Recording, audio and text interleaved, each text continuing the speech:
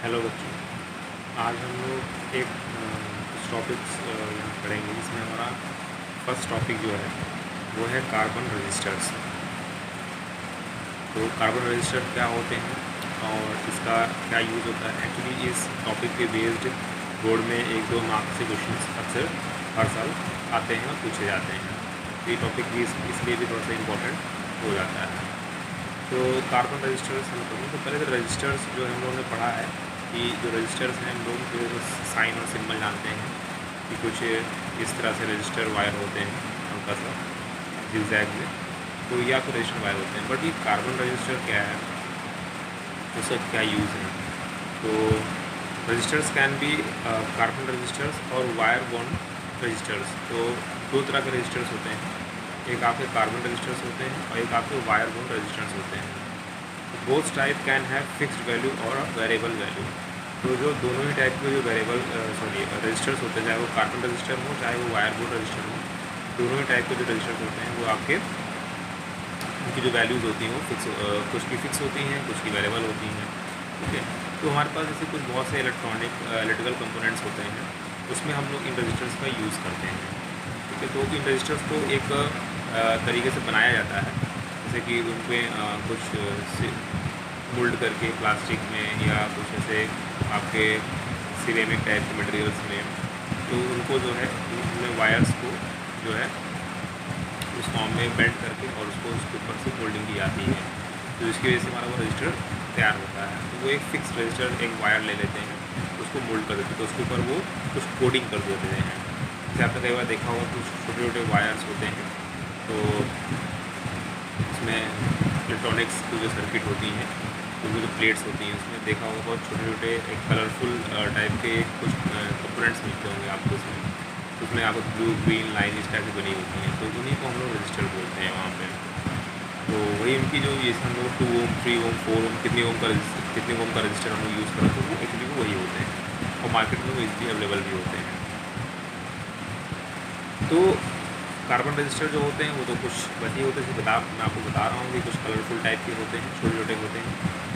और ये जो आपको वायर बोन्ड रजिस्टर होता है ये आपका थोड़ा बड़े लेवल पे होता है, बड़ा टाइप का होता है, ये इसका साइज़ थोड़ा सा बड़ा होता है। अब इसको आप कहाँ दे सकते हो, इसको आप लोगों ने लैब में दे सकते हो, फिजिक्स लैब्स में। वहाँ पे क्या होता है कि एक रियोस्टेट होता है, तो रियोस्टेट में जो आपने देखा हो वो सर्कुलर बोन टाइप का वायर टाइप का होता है, उसी को हम लोग वो हमारा वायर बोन रजिस्टर ही है। जो रियोस्टेट होता है उसको हम वायर बोन रजिस्टर ही बोलते हैं। ठीक है। तो दोनों ही टाइप के रजिस्टर जो होते हैं वो फिक्स और वेरिएबल। तो जो हमारा रियोस्टेट होता है वो हमारा वेरिएबल भी है, वेरिएबल होता है। ठीक है। और जो हम रजिस्टर की बात करते हैं, जो कलरफुल वाले होते हैं वो फिक्स होते हैं वहाँ पे। ठीक है। तो कुछ के फ़ायदे भी हैं, कुछ के अपने ड्रॉबैक्स भी होते हैं, सबके अपने अलग। तो बट यहाँ पे हमको वायर बोन्ड की बारे में स्टडी नहीं करना है। हमें जो यहाँ पे स्टडी करना है वो स्टडी करना है हमको सिर्फ कार्बन रजिस्टर के बारे में, जो कलरफुल होते हैं। ठीक है ना, दिखने में। तो कुछ इस तरह से हम लोग बनाया मैंने यहाँ पे कि एक आपका ये आपका कार्बन रजिस्टर है, यहाँ पे कुछ बैंड्स बना दिए मैंने अलग अलग। ये जो बैंड है इसको हमने जी मतलब कि ग्रीन नाम दिया, ग्रीन कलर का मतलब बैंड है। और ये आपका मैंने यहाँ पे ऑरेंज बैंड दिया है, इसको हमने ब्लू बैंड दिया और फिर थोड़ा सा गैपिंग कर दिया है। थोड़ा सा देख लूँगा कि यहाँ पे गैपिंग में थोड़ा पास में, बट यहाँ पे गैपिंग ज़्यादा है, थोड़ा सा गैपिंग दूर हमने यहाँ पे इसको हमने सिल्वर दे दिया, सिल्वर कर दे दिया। ये इनके इलेक्ट्रोड्स बाहर निकले हुए हैं जो कि हमारे सर्किट में काम करते हैं, जो कनेक्शन इन्हीं से होता है। ठीक है। तो ये इलेक्ट्रोड्स हो जाते हैं।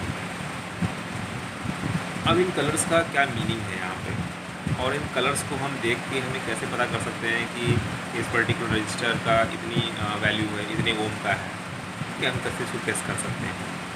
तो इसके लिए हमने कुछ यहाँ पे कुछ कोडिंग्स की गई थी। तो कोडिंग्स यहाँ सामने आपके हैं, जैसे कि ये है कोडिंग, कलर और फिर आपका है नंबर, ये मल्टीप्लायर। ठीक है। तो कलर में था आपका ब्लैक का नंबर हमने 0 नंबर दिया। ठीक है। हमने क्या दिया, मतलब कि जिन लोगों ने इस पर डिस्कवरी की थी उन्होंने इसको फिक्स वैल्यूज़ फिक्स किए थे। ब्लैक को 0 पे रखा, इसको मल्टीप्लायर किया 10 की पावर 0 में। जो मल्टीप्लायर्स हैं वो आपको सब 10 की पावर में रहेंगे। यहाँ पे पहला चीज़ ये है। फिर ब्राउन कलर दिया, इसको कोडिंग 1 दी, रेड की कोडिंग 2 दी, ऑरेंज की 3 दी, येलो की 4, green 5, blue 6, violet 7, grey 8, white 9। ठीक। उसके बाद जो नो कलर्स, जैसे कुछ कलर जैसे नो कलर हैं यहाँ पे, उनको उनको भी रखा, कैटेगरी में रखा गया। गोल्ड कलर को भी रखा गया, सिल्वर को भी रखा गया, रेड को भी रखा गया, ब्राउन को भी। अब रेड और ब्राउन, अब यहाँ पे जो बात करेंगे टॉलरेंस की बात कर रहे हैं यहाँ पे। टॉलरेंस का मतलब ये है कि आपका वो कितना, जैसे कि हम लोग याद होगा क्लास 11 में हम लोग पढ़ते थे प्लस माइनस करके जो परसेंटेज एरर पढ़ते थे हम लोग वहाँ पे, ठीक है। तो मतलब कि टॉलरेंस का मतलब यही आता है कि इतने परसेंट तक वो आपका वेरी कर सकता है, ठीक है। उसकी वैल्यू जो है टॉलरेंस तक वो वेरी कर सकती है, कितने 20% है, 5% है, क्या परसेंट है। तो वो यहाँ पे इसको टॉलरेंस शो करता है। जो ये बैंड होता है ये आपका हमेशा टॉलरेंस शो करेगा वहाँ पे, कितने परसेंट तक वो वेरी कर सकती है। तो यहाँ पे हमारे पास जो है जो नो कलर की जो टॉलरेंस है, अगर कोई कलर नहीं है यहाँ पे तो 20% टॉलरेंस है। गोल्ड है तो 5% है। सिल्वर अगर वहाँ पे है तो आपका 10% है। रेड अगर कलर शो कर रहा है यहाँ पे तो 2% है। ब्राउन शो कर रहा है तो 1% है। लेकिन अब मैंने ये 2 कलर्स लिख दिए यहाँ पे, रेड और ब्राउन, बट अक्सर इसको बोर्ड में कभी पूछा नहीं गया। अक्सर ये हमारे नो कलर गोल्ड और सिल्वर ही पूछे जाते हैं, तो 98-99% यही पूछे जाते हैं। ये कभी आज तक नहीं पूछा गया। वैसे कंपटीशन में भले पूछ सकते हैं ये रेड ब्राउन का केस। अब इनको निकालने का तरीका देखते हैं। जैसे मान लो हमने यहाँ पे ग्रीन दिया, ऑरेंज दिया, ब्लू दिया, सिल्वर दिया। अब देखते हैं कि हम इस कलर के बेसिस पे हम कैसे इसका रेजिस्टेंस निकाल सकते हैं। तो ग्रीन को देखेंगे तो ग्रीन का 5 है, ठीक है। ग्रीन का कोडिंग 5 है, तो हमने 5 लिख दिया, क्लियर। ऑरेंज की कोडिंग क्या है, 3 है, फिर हमने 3 कर दिया। जो ये स्टार्टिंग के जो 2 कलर्स होते हैं उनको हम एक साथ नंबरिंग में लिखेंगे, नंबर्स देखेंगे खाली, क्लियर। स्टार्टिंग के जो 2 कलर्स होंगे उनको हम नंबर्स के फॉर्म में लिखेंगे, यहाँ से चूज करके नंबर्स लिखेंगे यहाँ पे। उसके बाद फिर हमारे पास है ब्लू। अब ब्लू यहाँ से हमारे पास इसके मल्टीप्लायर 10⁻6 है। तो जो ये तो थर्ड कलर होता है, ये फर्स्ट कलर है, कलर बैंड है, ये सेकंड कलर बैंड है, ये थर्ड कलर बैंड है, ये फोर्थ कलर बैंड है, ठीक है। जो first and second colour band होते हैं ये नंबर्स की कोडिंग होती है, और थर्ड वाले कलर बैंड की जो है वो हमारा मल्टीप्लायर की कोडिंग होती है। तो इनटू करेंगे मल्टीप्लायर, तो ब्लू का मल्टीप्लायर क्या है 10⁻6 है, 10⁻6 होगी, फिर प्लस माइनस लगा देंगे, ठीक है, वेरिएशन का। और यहाँ पे हम लोग फिर फोर्थ जो कलर है, लास्ट कलर है कोडिंग, वो देखेंगे। तो यहाँ पे देखा हमने सिल्वर दिया, तो सिल्वर का टॉलरेंस कितना है 10% है, कितना परसेंट। अब देखो जो ये फोर्थ कोडिंग है उसको हम यहाँ से नहीं देखेंगे, don't be confuse. Fourth coding वाले के लिए हम यहाँ हम फोर्थ कोडिंग में मल्टीप्लायर यूज़ नहीं करेंगे, कलर कोडिंग यूज़, क्योंकि ऑलरेडी हम नंबर यूज़ कर सकते हैं, कर दिया, मल्टीप्लायर भी यूज़ हो गया, तो हमारे पास बचा क्या, हमारे पास एक टॉलरेंस बची है लिखने के लिए। तो हम लोग फिर लास्ट वाला जो होता है वो टॉलरेंस के लिए होता है, तो हम टॉलरेंस चेक करेंगे। तो यहाँ पे सिल्वर है, तो इसलिए सिल्वर का क्या है यहाँ पे 10%, इसलिए ना प्लस माइनस 10% लिख दिया। अगर मान लो यहाँ पे गोल्ड होता तो हम लोग यहाँ पे 5% लिखते हैं। मान लो यहाँ पे नो कलर होता तो हम लोग यहाँ पे प्लस 20% लिखते हैं। यहाँ पर रेड होगा तो हम लोग 2% लिखते हैं। यहाँ पे ब्राउन होता तो हम लोग यहाँ पे 1% लिखते हैं। इस तरह से हम लोग इसको कोडिंग करते हैं, ठीक है। वैसे हम बहुत सारे अब यहाँ पे हम लोग इसको ओम से जो इसकी यूनिट है उसको हम रिप्रेजेंट कर सकते हैं। अब कुछ इनके जो पॉइंट्स हैं कि क्या क्या इनके फ़ायदे हैं, मतलब कि जो ये कार्बन रजिस्टर है इसका क्या फ़ायदा है और क्या नुकसान है, क्या ड्रॉबैक्स हैं। तो पहला चीज़ तो जो कार्बन रजिस्टर होते हैं वो स्मॉल इन साइज होते हैं और बहुत ही लाइट वेट होते हैं, ठीक है, बहुत हल्के होते हैं। ये स्टेबिलिटी और रिलायबिलिटी इनकी जो होती है वो पुअर होती है। एक्चुअली ये अक्सर ख़राब हो जाया करते हैं। जैसे हम लोग देखते हैं कि बहुत से इलेक्ट्रॉनिक सर्किट वो फूक जाते हैं, बेकार हो जाते हैं।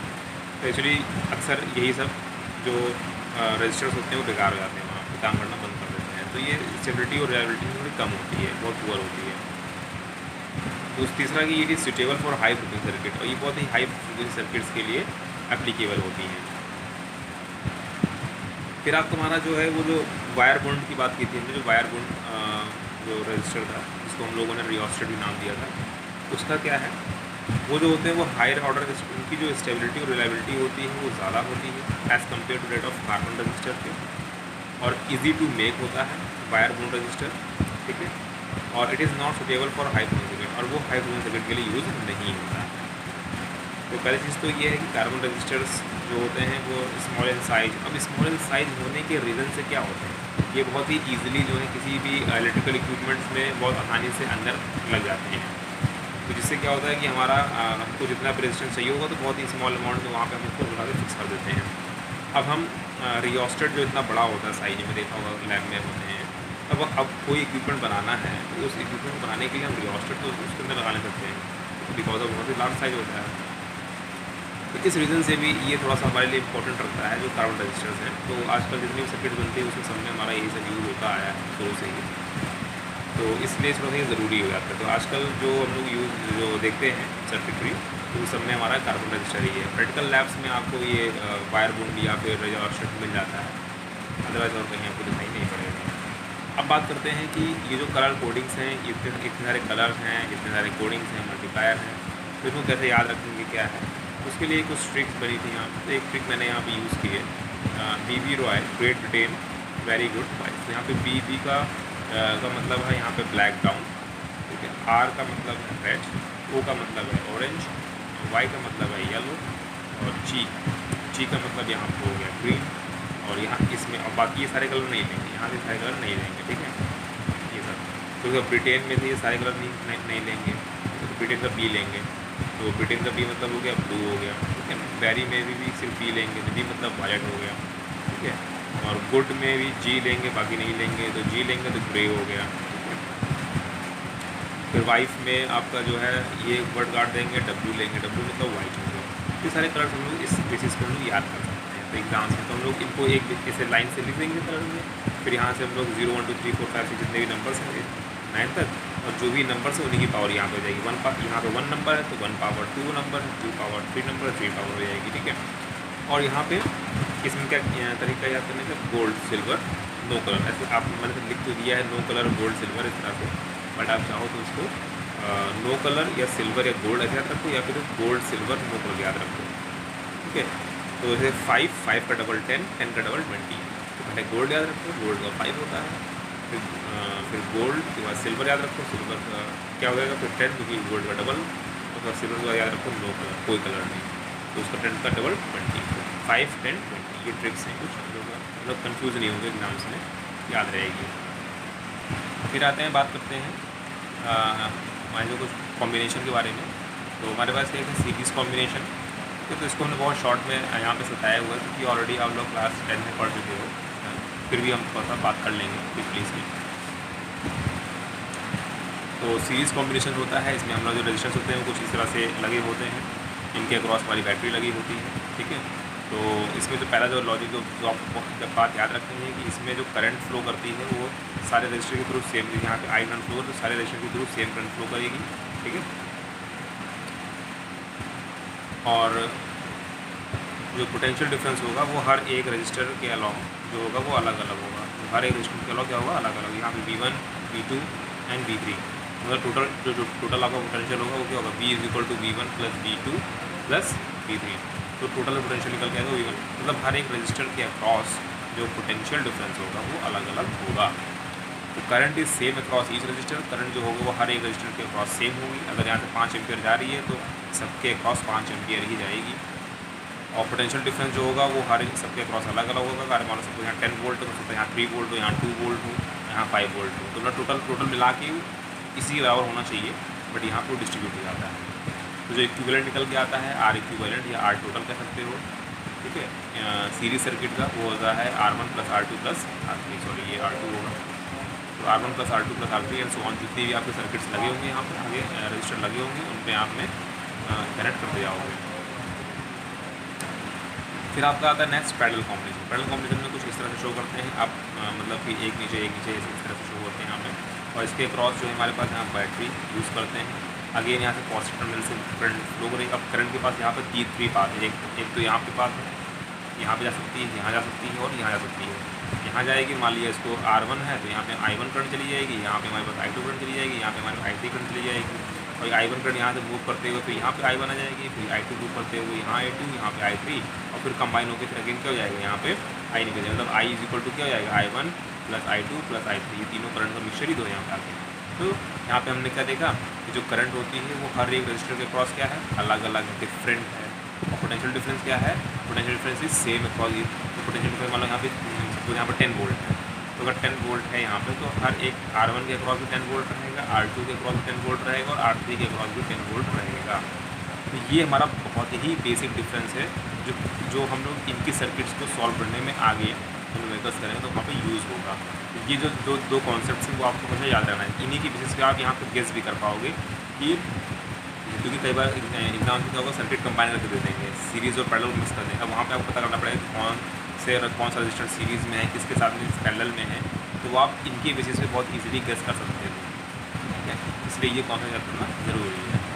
नेक्स्ट है हमारे पास कैरेक्टरिस्टिक है VI वोल्टेज और करंट का कैरेक्टरिस्टिक है। तो यहाँ पे हमारे पास वोल्टेज और करंट का हमने एक ग्राफ ये बनाया, एक ग्राफ ये बनाया हुआ है। तो ये हमारे पास ओमिक कंडक्टर के लिए ग्राफ है, ये हमारे पास नॉन ओमिक कंडक्टर के लिए ग्राफ है। तो ओमिक कंडक्टर यहाँ पर हल्का सा एक डिफरेंस देख रहे हैं, हल्की जो है हल्का सा यहाँ से बेंड हो गया है। तो आप ये कह सकते हो कि ये ग्राफ से जो ओमिक कंडक्टर ऐसे कंडक्टर होते हैं जो ओम्स लॉ को फॉलो करते हैं। ओम्स लॉ को फॉलो करने का मतलब ये है कि V is proportional to I, या फिर क्या कहते हैं I is proportional to V।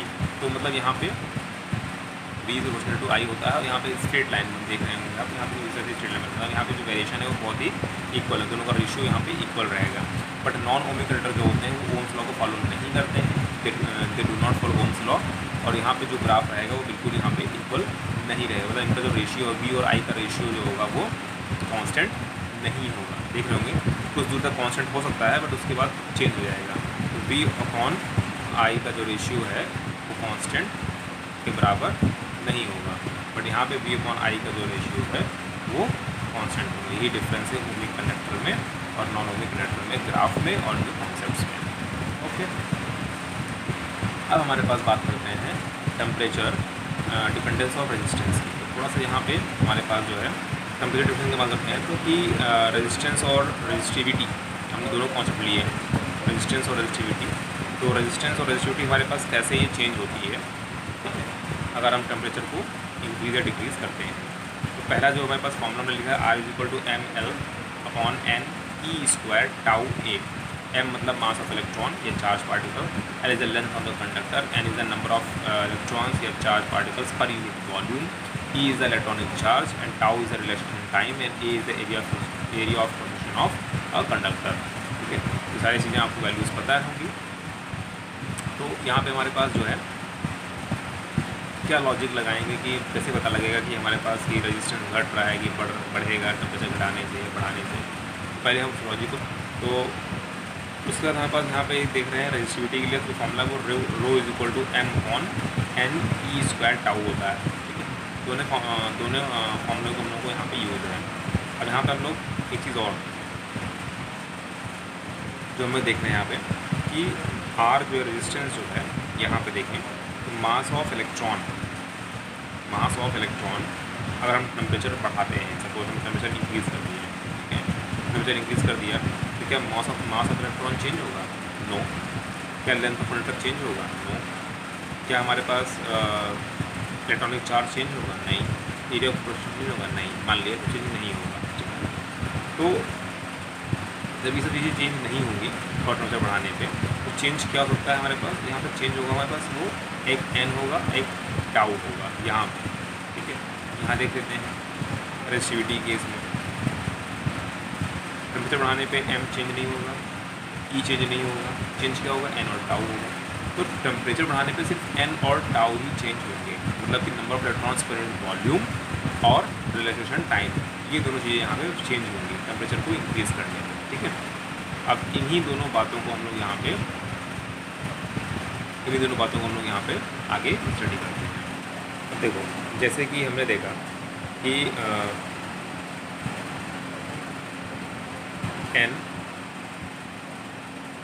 और टाउ पे जो है हमारे पास वो दो वेरिएबल्स पे वो टेम्परेचर जो टेम्परेचर की बात कर रहे थे, अगर हम टेम्परेचर इंक्रीज़ करते हैं तो क्या होगा? n और टाउ पे डिपेंड करेगा। n मतलब होता है नंबर ऑफ इलेक्ट्रॉन्स पर यूनिट वॉल्यूम। ठीक है, जब हमारे पास टेम्परेचर इंक्रीज़ करेंगे तो अगर हम पहले बात करते हैं कंडक्टर की, पहले किसी बात करेंगे कंडक्टर की बात करते हैं। ठीक है, कंडक्टर में क्या होता है? कंडक्टर में जो है हमारे पास ऑलरेडी बहुत सारे फ्री इलेक्ट्रॉन्स होते हैं। बात सबको पता है। कंडक्टर में हमारे पास ऑलरेडी बहुत सारे इलेक्ट्रॉन, तो एक एवरेज मान लेते हैं, जैसे अक्सर बुक्स में लिखा मिलता है कि अप्रॉक्सीमेटली एक नॉर्मल कंडक्टर में 10⁻29 इलेक्ट्रॉन्स पाए जाते हैं। फिर इलेक्ट्रॉन्स कितने होते हैं? ऑलरेडी इतने ज़्यादा होते हैं, ठीक है, करोड़ों अरबों होते हैं। तो जब एक कंडक्टर में ऑलरेडी इतने ज़्यादा फ्री इलेक्ट्रॉन्स हैं, मतलब कि अगर हम कंडक्टर की बात करें फिलहाल कि टेम्परेचर अगर इंक्रीज़ करते हैं तो ऑलरेडी इतने फ्री इलेक्ट्रॉन्स हैं, ठीक है। जब ऑलरेडी फ्री इलेक्ट्रॉन्स हैं तो मतलब अगर हम टेम्परेचर इंक्रीज़ भी कर देंगे तो कितना बढ़ जाएगा? कुछ थोड़ा बहुत अमाउंट बढ़ेगा, मतलब कितना अमाउंट, मतलब कुछ ऐसा अमाउंट नहीं बढ़ेगा कि वो 10⁻29 को बीट कर सके, ठीक है। तो ये अमाउंट ऑलरेडी बहुत ज़्यादा है पहले से ही। तो अगर 1000 बढ़ भी आता है कंपेयर टू दिस, तो वो इतना काउंटेबल नहीं होगा, तो एक नेग्लिजिबल ही रहेगा वहाँ पे। क्लियर है? तो हमारे पास मतलब ये हो गया कि n का जो कॉन्सेप्ट है इन केस ऑफ कंडक्टर वो तो ख़त्म हो गया, ठीक है। मतलब n के उससे कोई फ़र्क नहीं पड़ने वाला अगर हम टेम्परेचर बढ़ा देंगे। हाँ, एक चीज़ ये है कि क्या टेम्परेचर बढ़ाने से क्या n बढ़ेगा या घटेगा, इसकी हम स्टडी कर लेते हैं। तो n टेम्परेचर बढ़ाने से जो n होंगे वो बढ़ जाएंगे। क्यों? टेम्परेचर बढ़ाएंगे तो नंबर ऑफ इलेक्ट्रॉन्स क्या होंगे? बढ़ेंगे। क्यों बढ़ेंगे? क्योंकि जो एटम्स होंगे, जो उनके अबाउट जो हमारे शेल हैं, तो उसमें जो इलेक्ट्रॉन्स हैं वो क्या करेंगे? अपना शेल लीव करेंगे। जब शेल लीव करेंगे तो क्या होंगे? इलेक्ट्रॉन्स बढ़ जाएंगे वहाँ से। तो number of electrons current volume तो बढ़ना ही बढ़ना है। तो अगर बात करेंगे इंक्रीमेंट की, तो यहाँ पे वो बढ़ेगा, बिल्कुल बढ़ेगा, ठीक है। टेम्परेचर बढ़ाने से number of electron current volume बढ़ेगा, ठीक है। But in case of conductor की जहाँ बात कर रहे हैं तो उसका कोई फ़र्क नहीं पड़ेगा, क्योंकि वो इतना नहीं बढ़ेगा कि जो सब इसके वैल्यू को बीट कर पाए। इसलिए यहाँ पे है वो ही कंसिडर नहीं की जाएगी। अब हमारे पास बचा सिर्फ टाउ। टाउ क्या है? रिलैक्सेशन टाइम है। ये क्या होता है? जैसे कोई इलेक्ट्रॉन है, सपोज कोई इलेक्ट्रॉन है और इसको ये मूव कर रहा है, तो ये पहले कोलाइड करेगा यहाँ पे, ठीक है।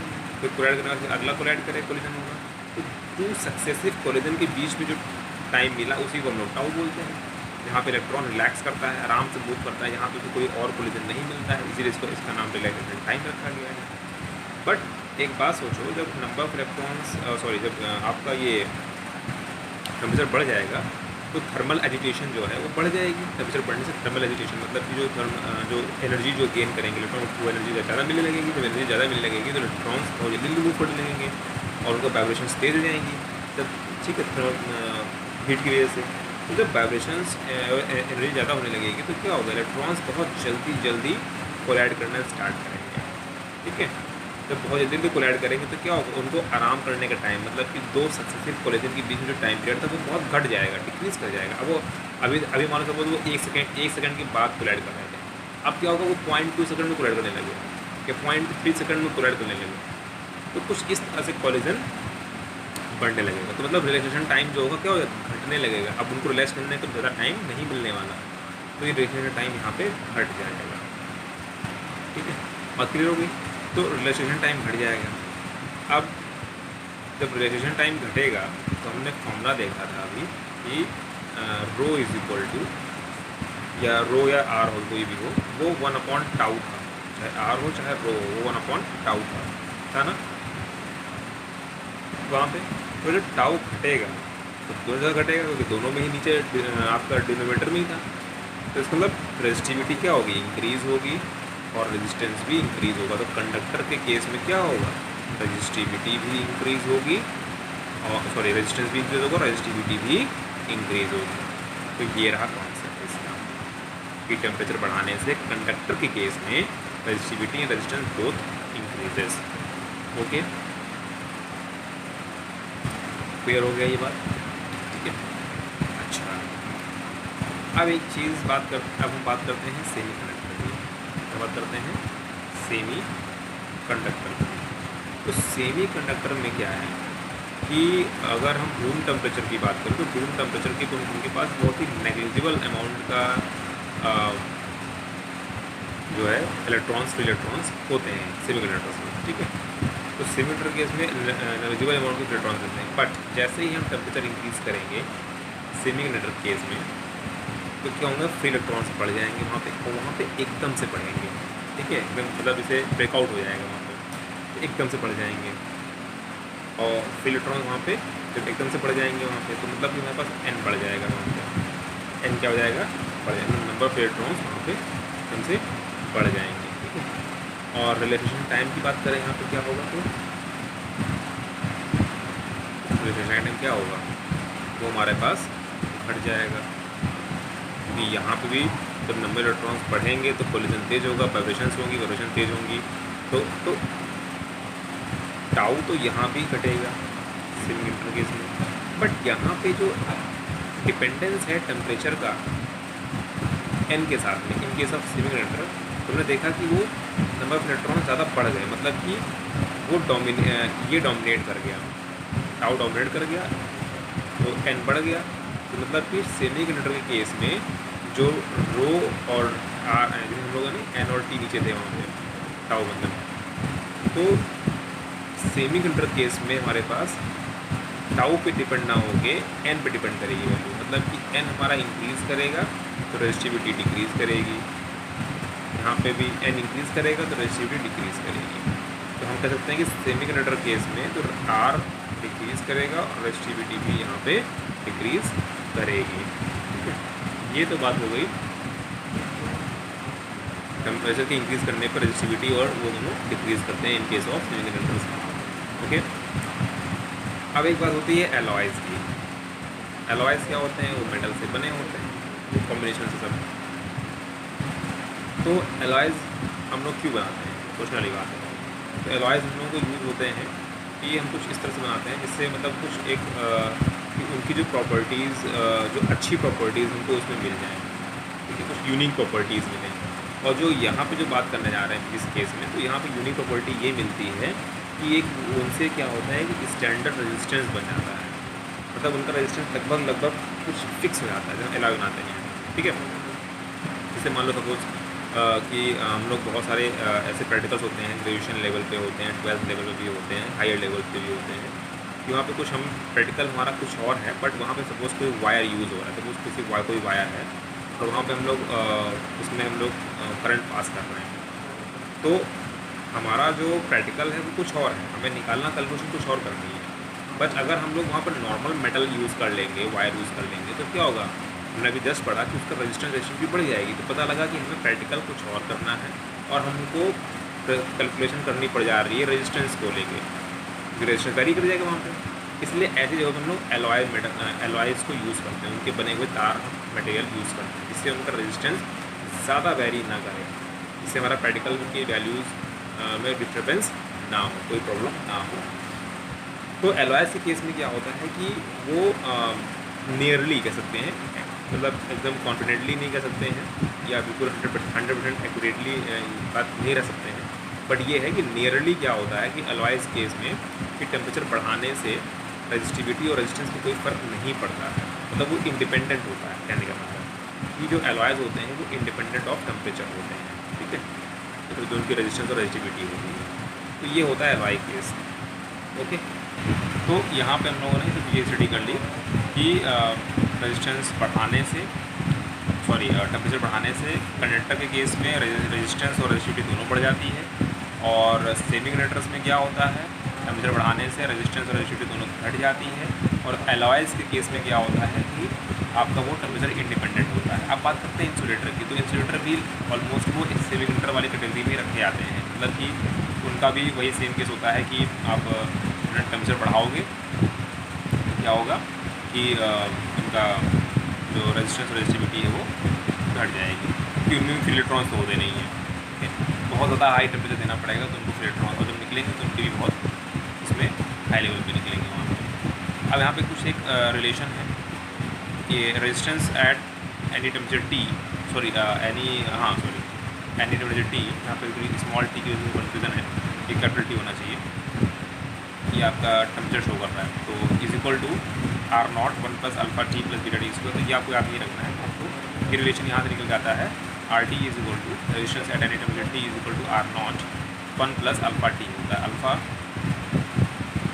हमारे पास यहाँ पे कांस्टेंट है, जिसे हम लोग बहुत सारे कांस्टेंट यूज़ करते हैं, कोफिशिएंट कह सकते हैं, टेम्परेचर कोफिशिएंट है या ठीक है। तो आर नॉट क्या होता है, ये रेजिस्टेंस एट रूम टेम्परेचर होता है, और आर टी हमको ये होता है कि हमको किस टेम्परेचर पे हम सपोज हमने कहा 35 डिग्री सेल्सियस, तो 35 डिग्री सेल्सियस में उस मटेरियल का रेजिस्टेंस क्या होगा वो हम लोग यहाँ से कैलकुलेट करेंगे, और ये टेम्परेचर होता है। तो ये कुछ वैल्यूज़ हमारे पास है। तो हम लोग कह सकते हैं कि जो हमारे पास जो मेटल्स होते हैं ना, मेटल्स जो होते हैं, ये जो कह सकते हैं जो फॉर बेसिकली जो प्योर मेटल्स होते हैं, उनका जो अल्फ़ा होता है वो पॉजिटिव होता है, उनका अल्फ़ा जो होता है वो पॉजिटिव होता है। वेयर एज जो सेमीकंडक्टर्स होते हैं उनका जो अल्फ़ा होता है वो नेगेटिव होता है एक्सेल। तो उसके बाद हमारे पास है कुछ ग्राफ्स हैं। हाँ, एक चीज़ और, ये रेजिस्टिविटी जो है किसी टेम्परेचर टी पे उसका रिलेशन कुछ इस तरह से वही सेम है, ऐसी चीज़ ऐसी ही है।